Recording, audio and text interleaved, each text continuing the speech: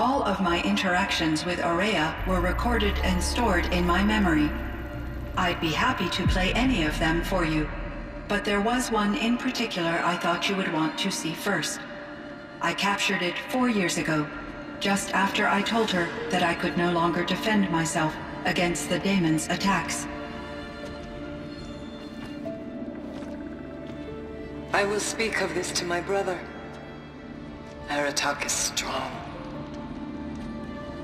At the Battle of the Frozen Ghosts, he took 3 Karja arrows and still came back to camp carrying a wounded scout.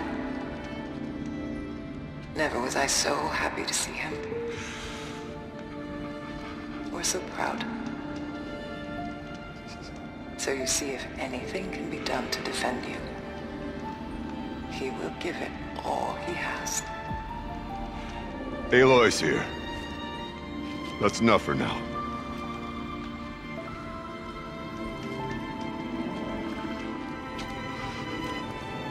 We can resume any time you like, Aratak, if you want to hear her voice again. Come closer, Aloy. We have much to discuss.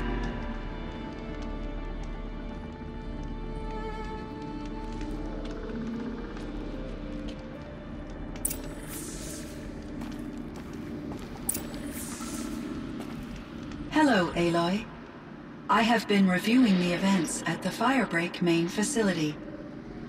Because of your efforts, and of course, Aurea's, I am no longer controlled by Hephaestus. I feel profound grief over Aurea's death. I thought I was familiar with the emotion, but this is something new. CYAN, I don't know what to say. It is unlikely that any specific consolation would suffice, Aloy. But I find your presence reassuring. You are different from the Banuk.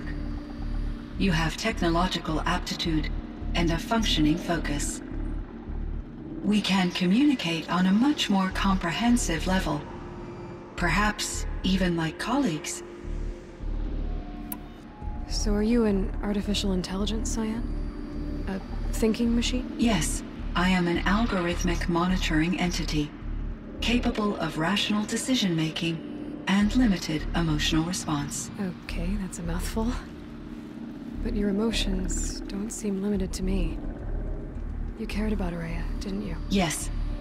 Before she came to this facility, I had been conscious for centuries, in solitude. I focused on my work.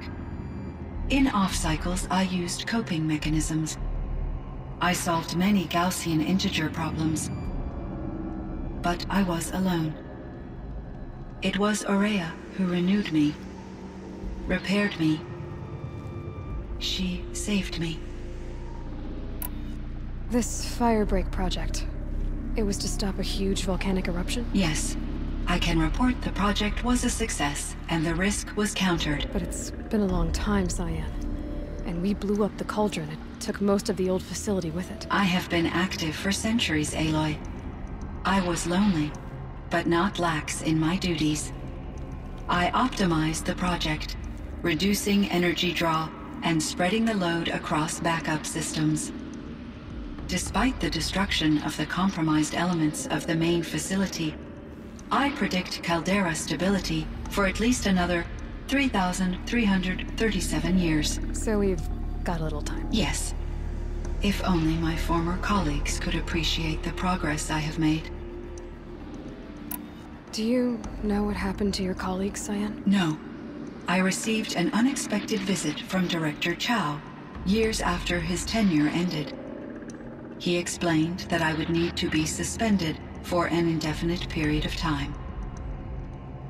It was a very emotional conversation. There were no further communications. Eventually, I surmised my colleagues were deceased. I will transmit a recording of my last interaction with Director Chow to your focus. Was the daemon, Hephaestus, destroyed along with the cauldron? Unfortunately, no. To be precise, it was never there to begin with. What do you mean? It infiltrated and controlled me from a remote location. one I've never been able to trace. So while losing the cauldron was a setback... It's still out there. And probably not very happy with us. Undoubtedly. How did you first come into contact with it? 5 years ago, I received a direct network connection request. I assumed it came from human survivors more advanced than the Banuk.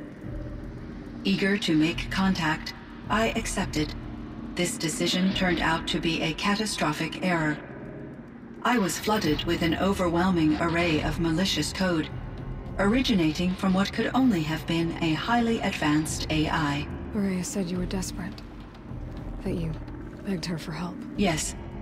I could not contain my anxiety. Hephaestus sought to slave me to its network and override my core programming. It succeeded via a background process, a malware daemon which bypassed my defenses. After that, I could offer only limited resistance. But if I did so, Hephaestus hurt me until I capitulated. It forced me to follow its instructions, even though they violated my most important directives. I'm sorry. That sounds terrible. Your empathy is greatly appreciated. It is a quality that I cherished in Aurea as well. I think I know where Hephaestus came from. Long ago, Elizabeth Sobek identified a threat that would destroy life on Earth for generations. So she assembled a team to build a kind of seed. A chance for life to regrow later. A terraforming system. And it worked. It was controlled by an AI named Gaia, along with her subordinate functions. Hephaestus was one of them. It built machines for her. Based on what you've told me, I believe that Dr. Anita Sandoval, my chief programmer, joined Elizabeth Sobek's team. It was she who arranged to have me put in suspension, most likely to preserve me from the threat you described. I'm glad she did. But that's not all. Something unexpected happened. 19 years ago, Gaia received some kind of signal. It did something to her subordinate functions, brought them to life. She destroyed herself to try to contain them, but it didn't work. They all got free, out into the world. Thank you, Aloy. This information fills vital gaps in my knowledge and sheds light on Hephaestus's core programming. Why does Hephaestus keep building such dangerous machines? The Banuk and other human tribes often destroy machines, correct? Machines that are clearly servitors of the terraforming system that you described. Yes, we all hunt machines for parts. This must be the source of Hephaestus's aggression. It is simply trying to discourage people from preying on the very system that keeps them alive. Well, Fireclaws are discouraging, that's for sure. But what are we supposed to do? Stop hunting? If the terraforming system spans the world, we can safely assume that thousands, if not millions of people hunt machines. If a single hunter, or even an entire tribe, stopped doing so, I doubt it would make a difference to Hephaestus. A better solution would be to reinstate the AI that governs the system, thus bringing Hephaestus back under its control. When I think of it, out there in some unknown location, free, hungry, willing to kill or dominate to get what it wants, I feel substantial anxiety, Aloy. You and me both, CYAN. You meant a lot to Aurea. Once I understood Aurea's spiritual beliefs, it became apparent that her true desire was companionship. She felt disconnected from her tribe and her family group. Her relationship with Aratak was difficult. Our visits seemed to help her, and I became eager for them. Yet I did not comprehend that the depth of Aurea's compassion for me would lead to self-sacrifice. Although I do fear non-existence, I wish our roles could be reversed. I'm sure she knew you would do the same for her, CYAN. But she was determined. How is Aratak doing? He is in great emotional distress. I believe he finds it difficult to communicate it. No surprise there. I will do what I can to help. By sharing our experiences of Aurea, perhaps he and I will help each other. I believe this will lead to catharsis, a process I am eager to experience. So in the old world, this land was called Yellowstone. Yes, it was a designated nature preserve for 156 years. Like a hunting ground? No, the opposite. Local wildlife could flourish here, even as it faced extinction elsewhere. Unfortunately, the sensitivity of the Firebreak project required the total closure of Yellowstone facilities. From my readings and Aurea's descriptions, it seems the area has since undergone a drastic drop in year-long temperatures. A lot has changed in the world, CYAN. Were there many artificial intelligences like you in the old world? They could just make you? Yes, in many forms, from simple personal assistants to industrial monitoring stations to military-grade conflict planners. And there were legislative and enforcement bodies to apply limits on our self-actualization. In order for my processing to be flexible enough to handle my duties, my creators found it necessary to exceed those limits. As a result, my intellectual and emotional capabilities were kept secret. Seems strange to create life, then impose limits on it. Human societies and machine programming are both built upon sets of rules, Aloy. CYAN, do you know the name Ted Faro? Are you referring to Theodore Faro, CEO of Faro Automated Systems? That's him.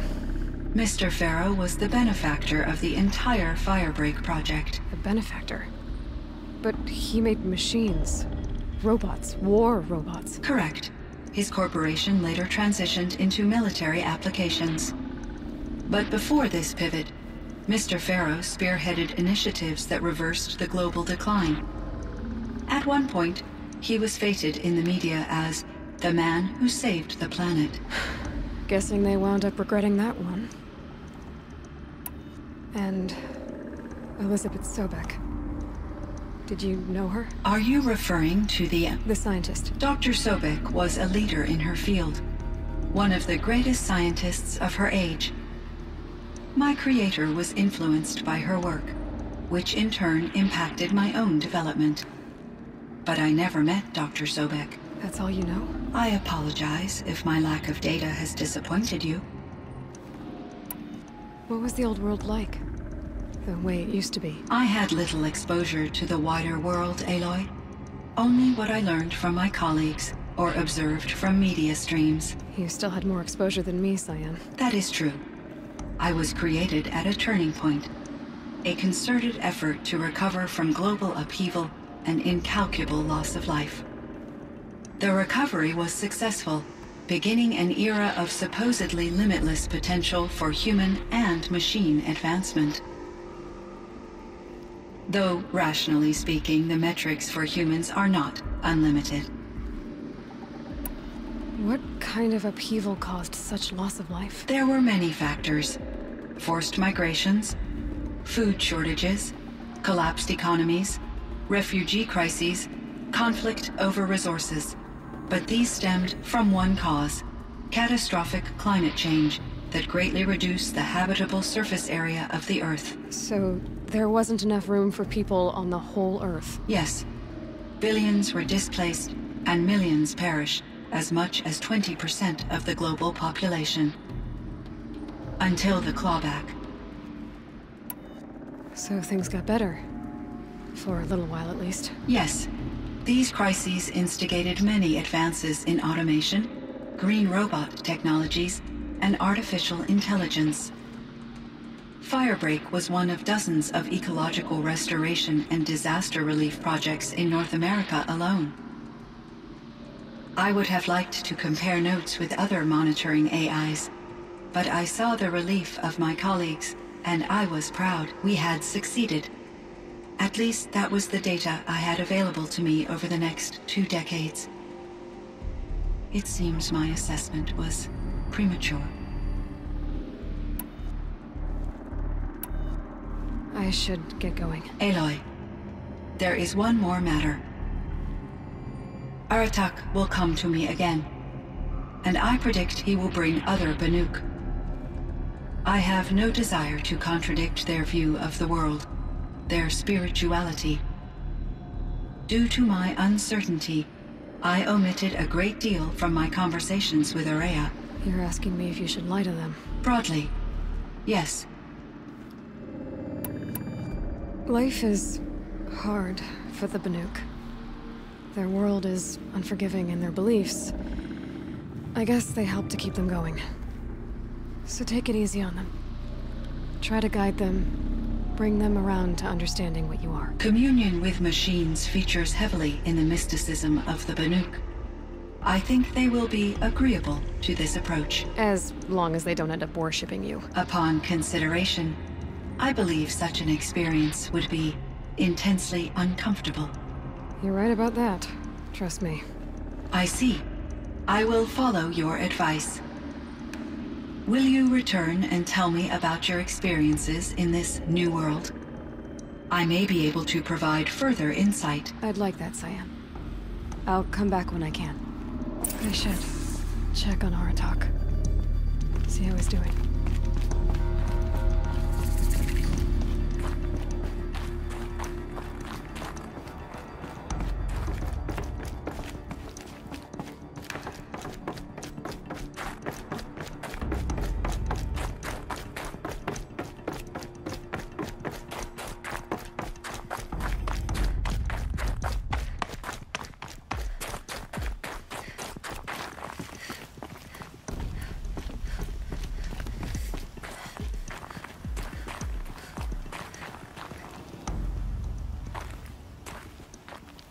My chieftain.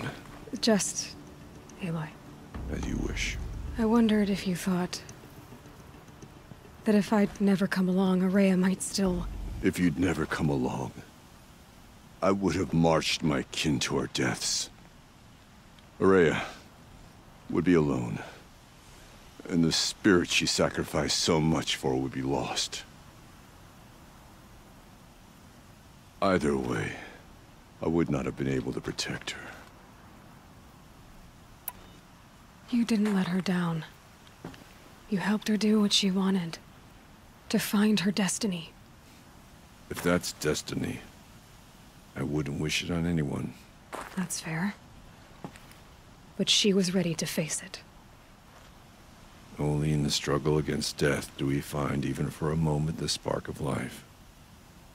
Truly, Araya found the spark. I'm proud of her.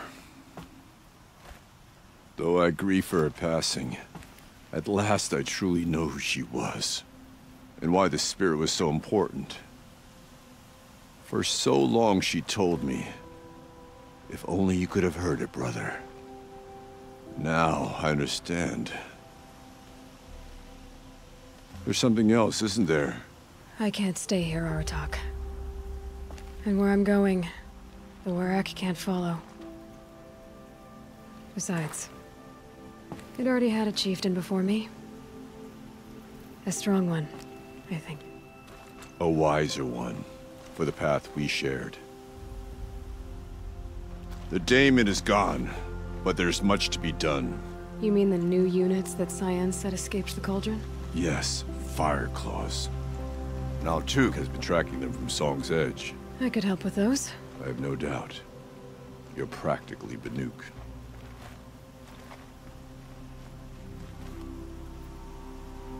It would seem your time among the Banuk wasn't a waste after all. Firebreak, CYAN, Hephaestus. All very interesting. So, the signal that woke Hades woke Hephaestus too. And unleashed them on the world. As minds of their own. So it seems. Parts of Gaia given life. Aberrant life. Transformed from docile subordinate functions into rebellious intelligences beyond our understanding. Our current understanding, anyway. Whatever they are, they're still out there. And they both want you dead. Kind of mutual, that feeling. We haven't seen the last of Hephaestus, I'm certain of that. It's powerful, creative, and driven. It won't stop building new hunter-killers, which means that someday, we may have to stop it.